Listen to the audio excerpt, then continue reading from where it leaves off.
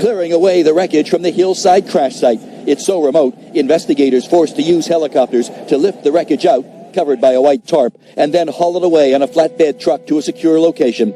That is the NTSB, now out with this video, giving us our first close-up look at the crash site itself.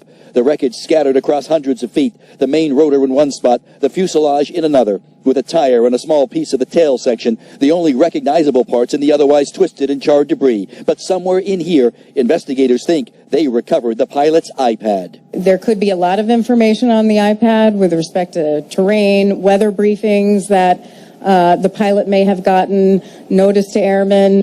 We now know the same pilot, Eros O'Brien, flew the same helicopter on the same flight the day before the deadly crash. He flew from John Wayne Airport to Camarillo, and the weather was clear. It was a different flight path, more direct. Unlike that Saturday flight, Sunday's is marred in heavy fog. Investigators now use a drone to duplicate the crucial last moments of the ill-fated flight plan, saying the debris field confirms a steep descent at high speeds. The descent rate for the helicopter was over 2,000 feet a minute. So we know that this was a high-energy impact crash. But investigators say the helicopter carrying Kobe Bryant, his daughter, and 7 others just missed clearing the top of a hillside by some 20 to 30 feet. But there are actually other higher hills surrounding it, if that makes sense to you. It's in this canyon with small hills within it. L.A. County Sheriff deputies still patrolling around the crash site on horseback and ATVs. Even though the victims and the wreckage have all been removed, the crash site is now a hazmat site. We still have fuel in the ground. We have magnesium, other elements that we need to have removed.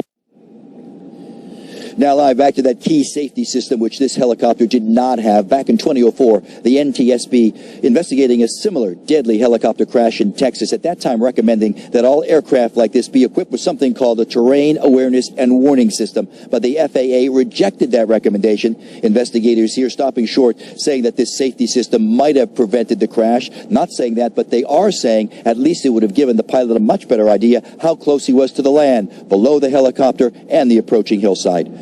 For now, we're live. Calabasas, Ed Lascos, Fox 11 News.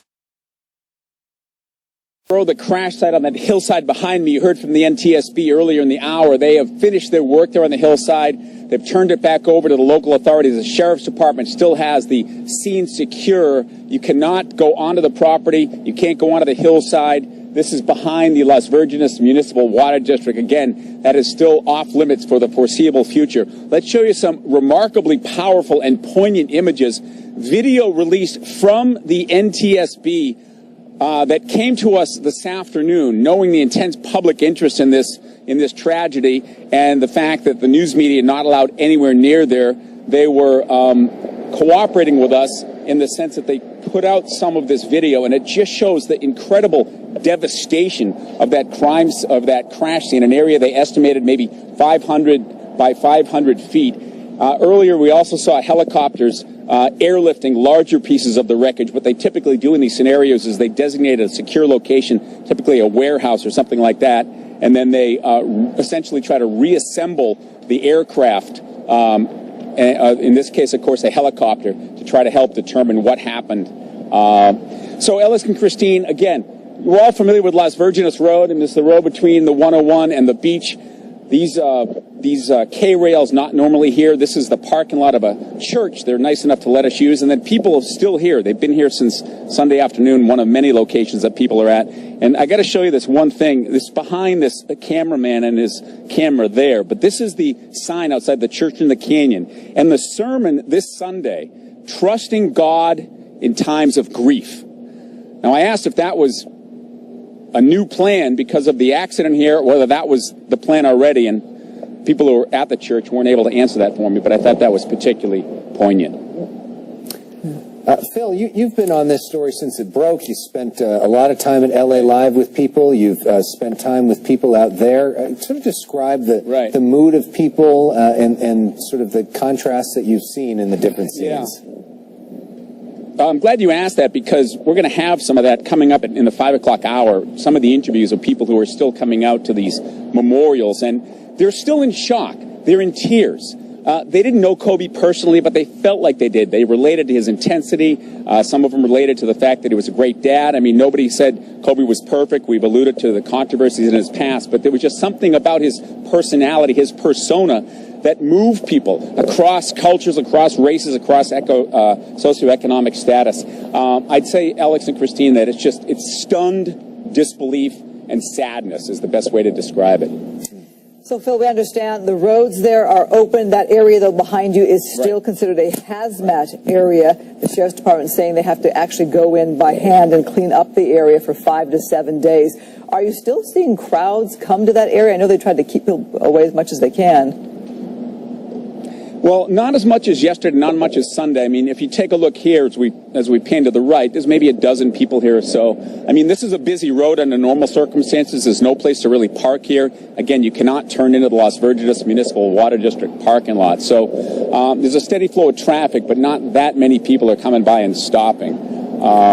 Yeah, but it's going to be secure perimeter for the foreseeable future. Yeah, suburban area. I grew up about 5 minutes from there, and it's not the kind of area where people tend to stop in the past. This has been very unusual few days for that area. Phil Schuman, thank you. We'll check.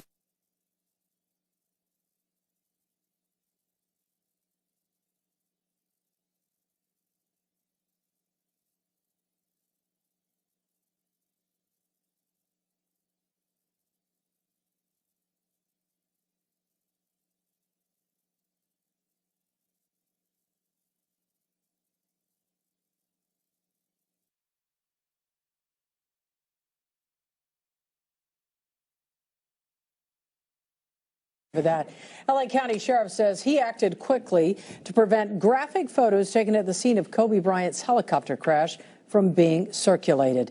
NBC4's I-Team has some new information about what is now an internal affairs investigation into who took those pictures and who shared them. Our investigative reporter Eric Leonard joins us live from our News Operations Center with the very latest. Eric. Well, Colleen, Sheriff Alex Villanueva tells us that he learned of these photos within days of the helicopter crash and says he took immediate steps to prevent any more employees or anyone outside the department from seeing them. That was my #1 priority, is to make sure those photos no longer exist. The sheriff tells NBC he learned within days of the crash that a trainee deputy at the Lost Hills station was allegedly flashing gruesome accident photos at a bar.